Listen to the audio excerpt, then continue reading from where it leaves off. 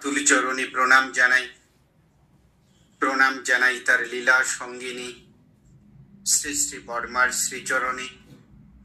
প্রণাম জানাই সৎসঙ্গের প্রধান পুরোধা পুরুষ প্রধান আচার্যদেব শ্রী শ্রী বর্দার শ্রীচরণে। প্রণাম জানাই সৎসঙ্গের বর্তমান অভিভাবক, আমাদের সবার জীবনের জীবন্ত ঋষি, আমাদের চলার পথের কড়ি বর্তমান আচার্যদেবের শ্রীচরণে। প্রণাম জানাই পূজনীয় অবিন্দা সহ ঠাকুর পরিবারের সকলের শ্রীচরণে। আজকে এখানে উপস্থিত পরম প্রেমময়ের পূত পবিত্র পাঞ্জাদারি কর্মীবৃন্দ, অমৃত পথের যাত্রী, অমৃত প্রেমিক, অমৃত পিপাসু দাদা ও মায়েরা, সবাইকে জয় গুরু আর যথাস্থানে শ্রদ্ধা। আমার গলাটাও খুব একটা ভালো না, আমি মূলত এখন একটু কানাডার বাইরে, আমি দেওঘরে গিয়েছিলাম। এই মুহূর্তে আমি আমার মার কাছে 16 তারিখ সকালবেলা আবার কানাডার উদ্দেশ্যে ফ্লাই করব। সেই সুবাদে এই এত জার্নি, দুবাই, ইন্ডিয়া, বাংলাদেশ, আবার বাংলাদেশের বিভিন্ন জায়গায়, সব মিলিয়ে শরীরটাও যে খুব যে ভালো তা না।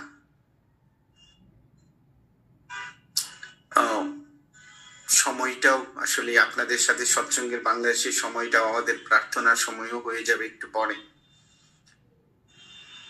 তারপরেও কিছুটা আলোচনা করি, একটু দেওঘরের কথা বলে আলোচনাটা শুরু করি। আপনারা যারা ইন্ডিয়াতে আছেন, ঠাকুরের কাছাকাছি থাকেন, তাদের মতো করে খুব র্যাপিডলি, আমি যেহেতু দূরে থাকি আমার যাওয়া হয় না। যখন বাংলাদেশে ছিলাম তখন খুব যাওয়া হতো, মাঝখানে একদমই যাওয়া হতো না আমার, ভয়ে বলেন। কারণ আমি আসলে ঠাকুরকে খুব যে ভালোবাসি তা তো না, তাই আমার ব্যক্তিগত জীবনে একটু ভয় তো আছেই। যে কোনো দায়িত্ব নিতে আমি একদমই রাজি ছিলাম না। যা হোক, সবকিছু মিলিয়ে যেহেতু বংশ পরম্পরায় ঠাকুরকে নিয়ে চলা, জীবন থেকে তাকে ছেড়ে অন্য কাকে ভালোবাসবো বলেন? কারণ ঠাকুরের পঞ্চম পুরুষ বলা চলে, আমাদেরও পঞ্চম পুরুষ চলছে ঠাকুর নিয়ে চলা। এবং ঠাকুরের সাথে থাকার সুযোগ আমাদের পূর্বপুরুষদের দিনের পর দিন, মাসের পর মাস, সেই তাদের দেওয়া কর্মের ফল হচ্ছে আজকে আমরা বহন করে যাচ্ছি। কেন কথাটা বললাম, যে সত্যানুসরণ পড়েছিলাম, আজকে পড়েছে যে একটা চাইতে গিয়ে 10টা চেয়ে বসো না। এই বিষয়টা নিয়ে কথা বলবো। আর গানের, প্রতিটা গান আমি খুব মনোযোগ দিয়ে শুনছিলাম। আমরা যদি সব ছেড়ে দেই, ঠাকুরের 124 খানা গ্রন্থ, 24,000 বাণী ছড়া, সব যদি ছেড়ে দেই আমরা, ওই একটা চাইতে গিয়ে 10টা চেয়েও না, এই একটি শব্দতে যদি থাকি, একটি ছোট্ট লাইনে যদি থাকি, তাহলে কিন্তু আমাদের জীবন নিয়ে আমাদের আর ভাবতে হবে না। এই কথাটাই তো ভগবান শ্রীকৃষ্ণ বলেছিল যে কেবল মাত্র আমাকেই ভজ, সব পাবে, তাই না? এই শব্দটা অর্জুনকে বিশ্বাস করাতে গেলে ভগবান শ্রীকৃষ্ণের কত কিছু কথোপকথন করতে হয়েছে, হাজার হাজার প্রশ্নের মুখোমুখি হতে হয়েছে প্রভুকে। এবং উনি বুঝাতে চেয়েছেন যে কেবল তুমি আমাকেই ভোজো, একটা যাও, আমাকে যাও, আমাকে পেলে তুমি সব পাবে।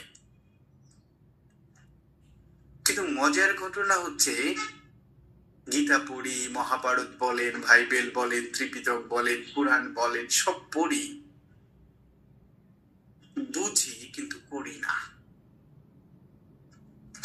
এই যে আমাদের চাওয়া, এই যে আমাদের অনন্ত চাওয়া, আমরা বুঝি যে আমার জীবনে প্রভুর বাইরে আর কিছু নাই, তিনি আর আমার মাঝে কিচ্ছু থাকতে পারে না।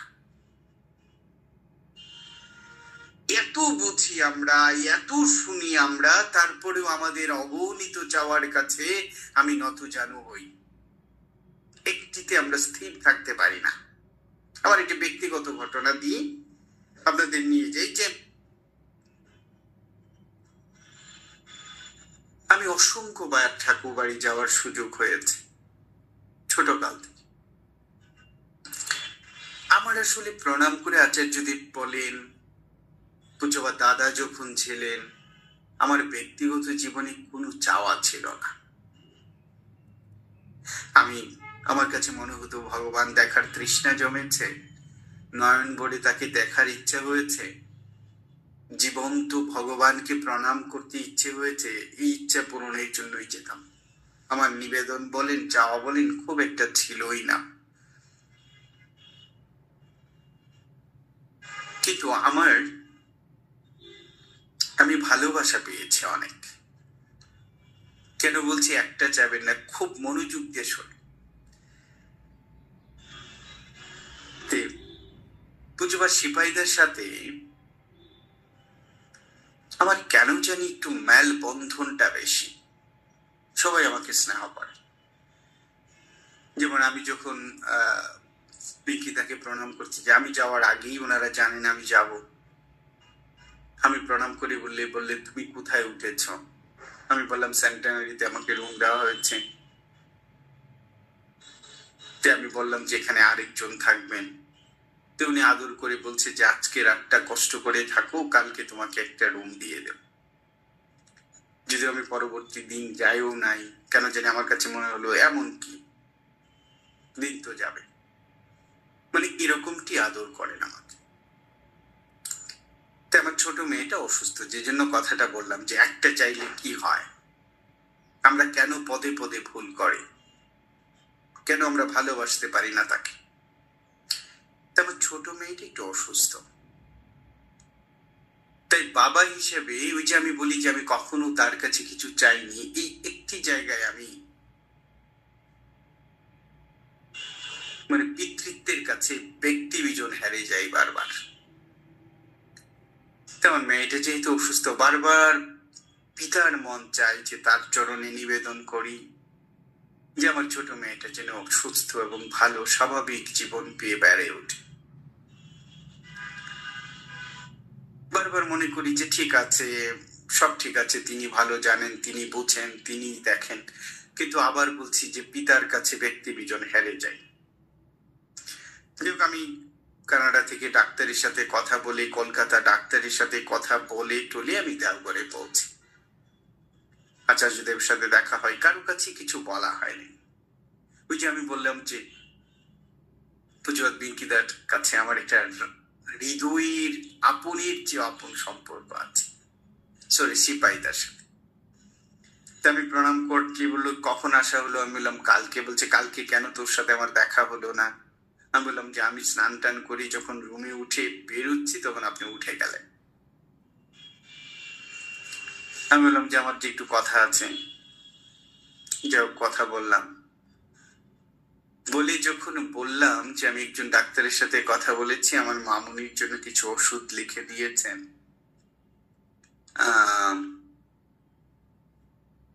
খুব রেগে গেলেন।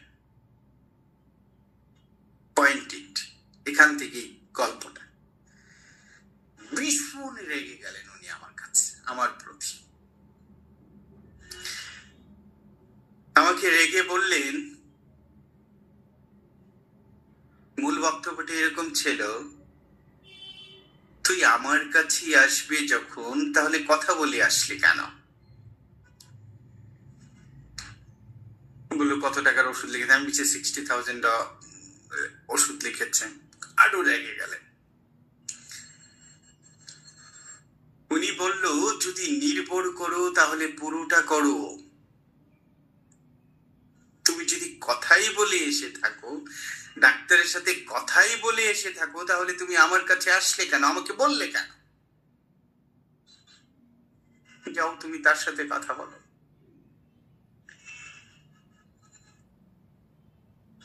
আমি বুকা সেজে গেলাম। বিশাল বড় প্রশ্ন আমার ভিতরে রাখলো যে আমি তো অন্যায় করে ফেলেছি। আসলেই তো আমার ভালো, আমার মন্দ, আমার বেঁচে থাকা, আমার চলা, আমার এই সুন্দর পৃথিবী উপভোগ করার সমস্ত মালিক তো তিনি। আমি তো তার কাছে প্রথম আসতে পারতাম, কিন্তু এই যে আমার মনে হলো যে আগে ডাক্তার শেষ করে নির্ভেজাল হয়ে দেওয়া ঘুরে যায়, তাহলে তাকে নিবেদন করলাম কেন? আমরা তো সেটা বলি যে আমার মেয়ে বিয়ে ঠিক করেছে, আশীর্বাদ দেন। আরে বাবা, ঠিকই যদি করে ফেলি তাহলে আশীর্বাদ দেওয়ার দরকারটা কি? আমাদের যাওয়াটাই তো ভুল থাকে। উনি বকেই যাচ্ছেন, আমি নির্ভেজাল হাঁটু গেড়ে বসে থাকলাম ওনার সামনে। উনি বললেন যে এই প্রেসক্রিপশন ছুঁড়ে ফেলে দেয়, একটি ওষুধ তুই কিনবি না। উনি ওখান থেকে বসে ভুবনেশ্বর একজন ডাক্তারকে ফোন দিলেন, বললেন যে তুই আজকে রাত্রেই উঠ, কালকে ভোরবেলা আমার সাথে দেখা কর। ওই ডাক্তার আসলেন, বললো যে তুই যা, কালকে সকালে আমার সাথে কথা বল। ডাক্তার এসে দেখি ডাক্তার দাঁড়িয়ে আসছেন। উনি অপারেশন থিয়েটার ছিল, ওখান থেকে বেরিয়ে উনি আসলেন। আমার সব কথা শুনে বললো যে বিজনের সব কথা শুনবি তুই। কথা হওয়ার পরে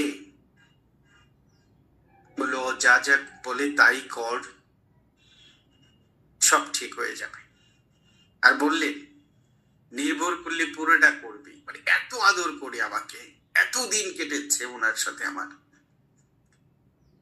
এবং রাগে বললেন যে এই সৎসঙ্গ জগতের কুঠি মানুষের মাঝে কতজন আছে যে আমাকে একটা মেসেজ দিলে আমি উত্তর দেই, আমার সাথে যোগাযোগ হয় ফোনে নিত্যদিন।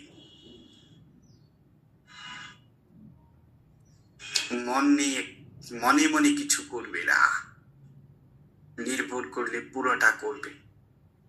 আমার এত বছরের জীবনে আমি আবার বলছি আমি কিছু চাইনি, কোনো নিবেদন করি, কারণ আমার কাছে মনে হচ্ছে যে তার দয়াই জীবন আমার, তিনি জানেন।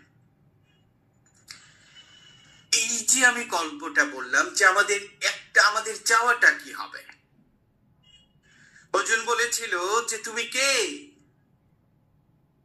আমি যদি দেবদেবীর পূজা করি তাহলে সমস্যা কোথায়? সেদিনও ভগবান বলেছিল, শোনো অর্জুন, দেবদেবীদের পুজো তুমি করতেই পারো, কিন্তু তুমি যদি আমাকে ভোজো তাহলে তুমি আমাকেই পাবে। কত মধুময়, কত সহজ না? যে আমার জীবন কতদিন আমি বেঁচে থাকবো আমি জানি না, আমার চাহিদা হোক তিনি। আচার্যদেব বলেছে তিনি আর আমার মাঝে কিচ্ছু নাই, আমার কিছুই থাকবে না এর মাঝে, আমি তুমি আছো তাই আমি আছি, আর কিচ্ছু না। আমার সৎসঙ্গের মূল বক্তব্য একটাই, যে আমার আর তার মাঝে আর কিচ্ছু নেই। আমরা দীক্ষা, যাজন, ইষ্টভীতি যাই কিছু করার কথা বলি, তার সমস্ত কিছুর একটি ভিশন যে প্রভু তুমি আর আমার মাঝে একটি মেলবন্ধন হবে, যে আমি তোমাকে ভালোবেসে আমার জীবনের প্রতিদিন পথ চলতে চাই। আমার পথ চলাই তুমি আছো, আর আমি প্রতিদিন তোমার চরণ ও ছায়ার দিকে ধীরে ধীরে হেঁটে যাব, আর কিচ্ছু নাই। ওই যে একটি প্রথম গানটি ছিল যে একবার এসে দাঁড়াও তুমি হৃদয় মাঝে, তাই না? কেন দাঁড়াবে? গানটা শুনছিলাম, আমার মনে হচ্ছে যে এই যে আমি বলছি যে প্রভু তুমি একবার এসে দাঁড়াও, আমার হৃদয় কি তৈরি হয়েছে? আমার হৃদয় কি তৈরি? কি অসাধারণ গান না? যে আমার এটা আকুতি, আমার তৃষ্ণা, আমার জীবনের একমাত্র ত্রাষ্টি নিয়েছে প্রভু তুমি আমার হৃদয়ে এসে দাঁড়াবে। তার আগে যে হৃদয়টা তৈরি করতে হবে। উনি তো বলেছে আমি ভিখারির মতো দরজায় দাঁড়িয়ে থাকি, ওরা দরজা বন্ধ করে রাখে ভেতরে, আমাকে ঢুকতে দেয় না। উনি বলেছে, নজরুলের কবিতায় বলেছে, আমি ওদের ঘর দিলাম ওরা আমায় ঘর দেয়নি। দাঁড়াবে কিভাবে?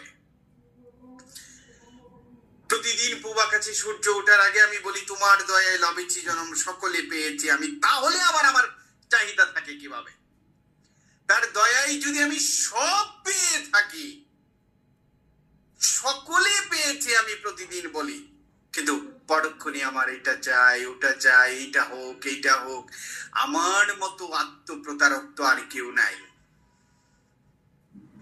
তাহলে আমি আত্মপ্রতারক। আমি তার দিকে একদম গদগদ কণ্ঠে একদম ভালোবাসায় নিবেদন করি তার চরণে, তার অর্ঘ্য। আর তখন আমি স্বীকার করিনি যে আমি তোমাকে পেয়েছি, আমি সব পেয়ে গেছি, এই জীবন তো তোমার।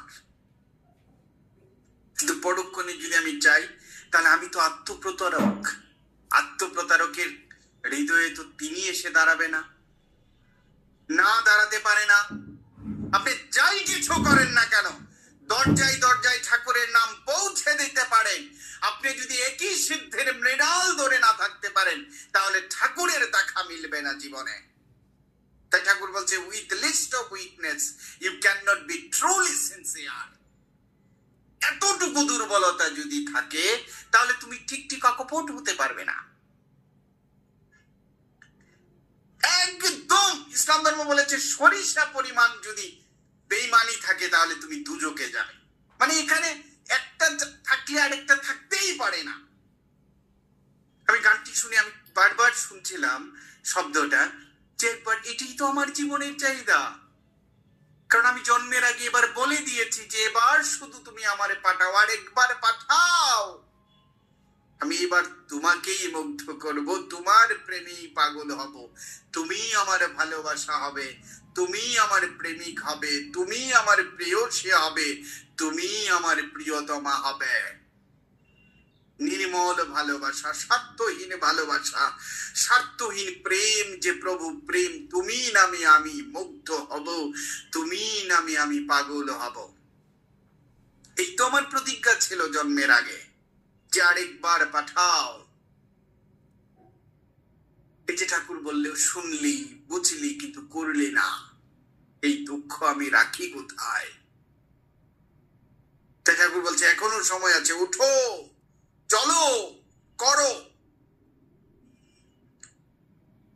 এরপরের গানটি দেখেন, অসাধারণ, ওইটার সাথে মিল আছে সিকুয়েন্সলি, যে আমি কি হতে চাই জীবনে। আমি সুন্দর হতে চাই, আমি ভালো থাকতে চাই। তাই আমি যদি সুন্দর হতে চাই, আমি যদি ভালো হতে চাই, তাহলে কি করতে হবে? এই পৃথিবীর সুন্দরতম মানুষটির প্রেমে পড়তে হবে। সুন্দরতম মানুষটি, আপনি তাকে ভালোবেসে দেখেন, দেখেন উনি কত আপন, কত আপন। আপনারা যারা দেওঘরে যান তাদের সাথে হোক, আমি তো 2 বছর আগে হয়তো পাঞ্জা রিনিউ করার সময় যাই, হয়তো 4 বছর পরে যাই। আমি বুঝুন অবিন দাদা দর্শন দিচ্ছেন, আমি সবসময় ডিসিপ্লিনে থাকতে চেষ্টা করি। আমি লাইনে দাঁড়িয়েছি, উনি দূর থেকে দেখলেন, আমার সাথে তো 2 বছর আগে দেখাও হয় না। উনি বললেন এখানে না, নীরবে কথা হবে। আমি প্রণাম করে পিছনে গিয়ে চলে গেলাম। যখন নীরব হলেন, কি অদ্ভুত কথা, মনে হয় প্রতিদিন বিকেল বেলা বন্ধুর সাথে যেভাবে দেখা হয়, পথ চলা হয়, কখনোই মনে হয় নাই যে 2 বছর 2022 ডিসেম্বরে ওনার সাথে আমার দেখা হয়েছিল, আবার 2024 ডিসেম্বরে দেখা হলো। মোটেও মনে হয় তিনি আপন। আপনি ভালোবাসেন, আপনি দেখেন, ভালোবেসে দেখেন যে প্রতিদিন নিত্য বন্ধুর মতো নিয়ত আপনার কাছে দাঁড়িয়ে আছেন, তিনি নিয়ত দাঁড়িয়ে আছেন।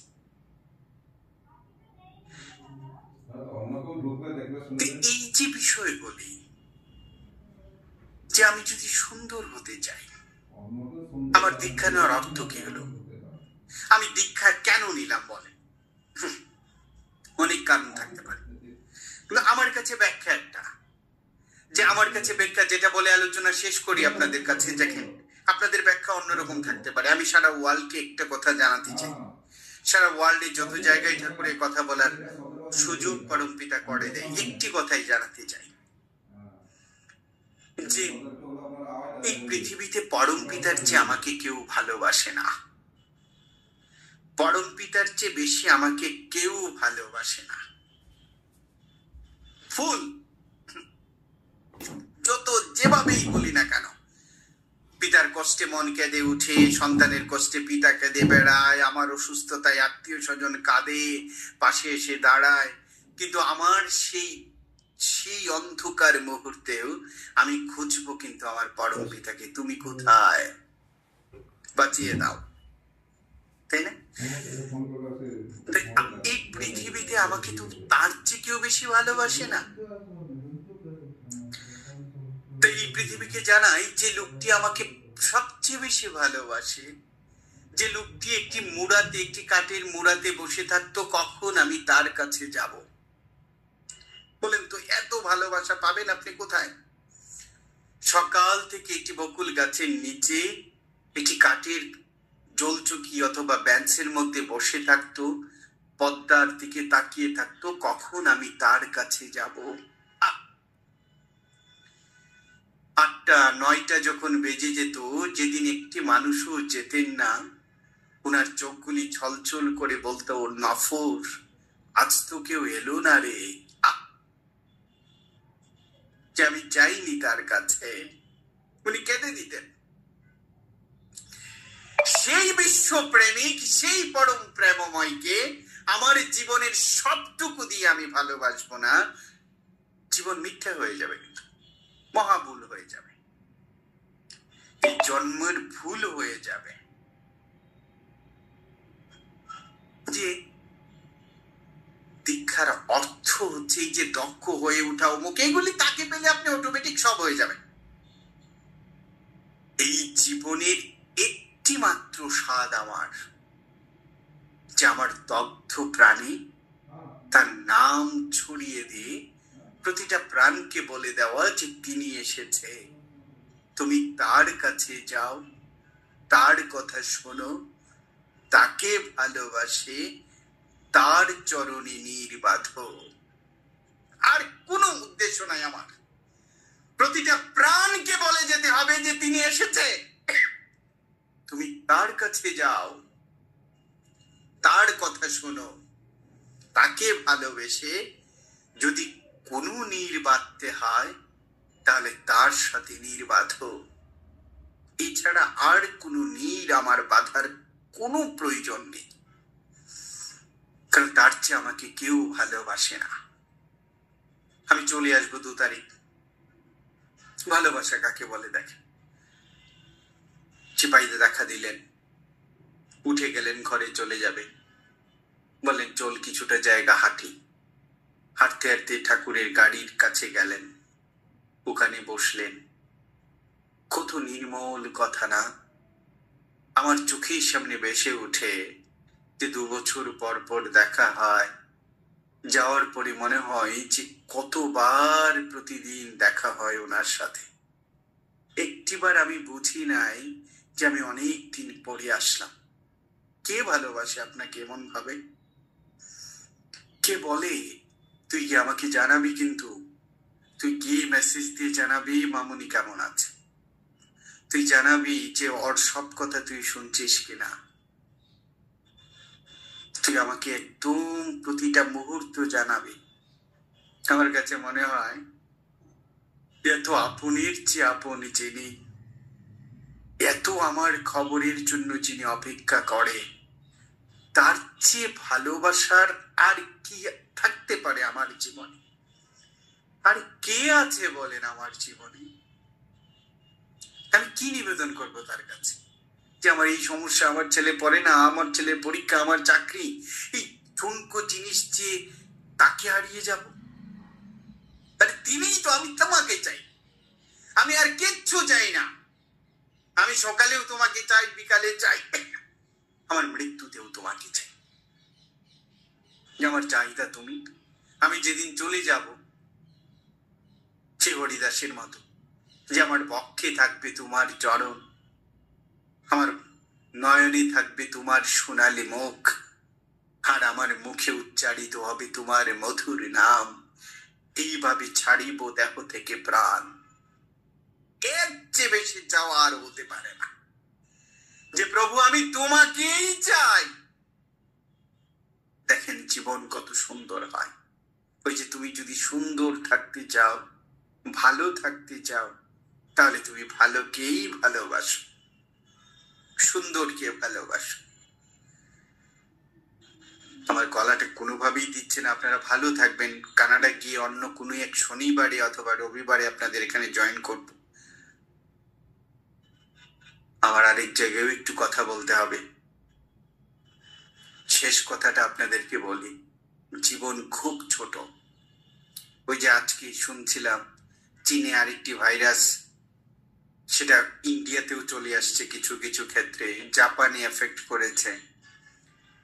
দেখেন প্রকৃতি নিষ্ঠুর। ঠাকুরের কত কথা। একদিন ঠাকুর সিঁড়ি দিয়ে নামছে, প্রচুর ঝড় হচ্ছে, সমস্ত আম পড়ে গেছে। আমার জেঠু সেদিন উপস্থিত ছিলেন। ঠাকুর সিঁড়িতে একটি পা দিলেন, তখন জেঠু আর যারা ছিলেন তারা দৌড়িয়ে ঠাকুরকে প্রণাম করে বললেন, ঠাকুর এত আম পড়েছে, হাঁটা যায় না। ঠাকুর তখন বললেন, আম পড়েছে, হাঁটতে পারছিস না? মানুষের লাশ পড়ে থাকবে, তারপরেও তোদের হাঁটতে হবে, যারা বেঁচে আছে তাদের বাঁচানোর জন্য। মৃত্যু কি এবং কত প্রকার তা তো আমরা দেখলাম। প্রকৃতি নিষ্ঠুর হয়ে যাবে। ঠাকুর এবার বলছি বিচারের বার, শাস্তির বার সব প্রকৃতির হাতে। তাই এখন আমাদের সময় এই পৃথিবীকে তার কথা জানিয়ে দেওয়া। এখন আমাদের সময় যে পৃথিবীকে এমন একটি ছাতা মেলে ধরা, যে তোমরা এসো, এই ছাতার নিচে তিনি আছেন তোমার পাশে। আমাদের মহা দায়িত্ব। এবং কতটা কষ্ট নির্ভর করে ঠাকুর বলছে, তোমরা যদি আমার কথাগুলি ছড়িয়ে না দাও, আমার কথাগুলি যে হাহাকার করবে। বলেন তো, যে তোমরা যদি এই পরিবর্তনশীল পৃথিবীর মাঝে আমার কথাগুলিকে ছড়িয়ে না দাও, আমার কথাগুলি হাহাকার করবে। তাই পরম পিতার হৃদয়ে রক্ত ঝরুক, তার আখি ভেজে যাক, এহেন কাজ যেন আমার দ্বারা না হয়। চলেন আমরা সবাই মিলে বলি, যে তুমি জীবন দিয়েছ, বাঁচিয়ে রেখেছ তুমি।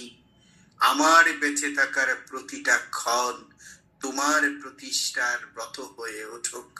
আপনারা ভালো থাকেন, পরম পিতার কুলে থাকেন। জয় গুরু সবাইকে। জয় গুরু দাদা, জয় গুরু।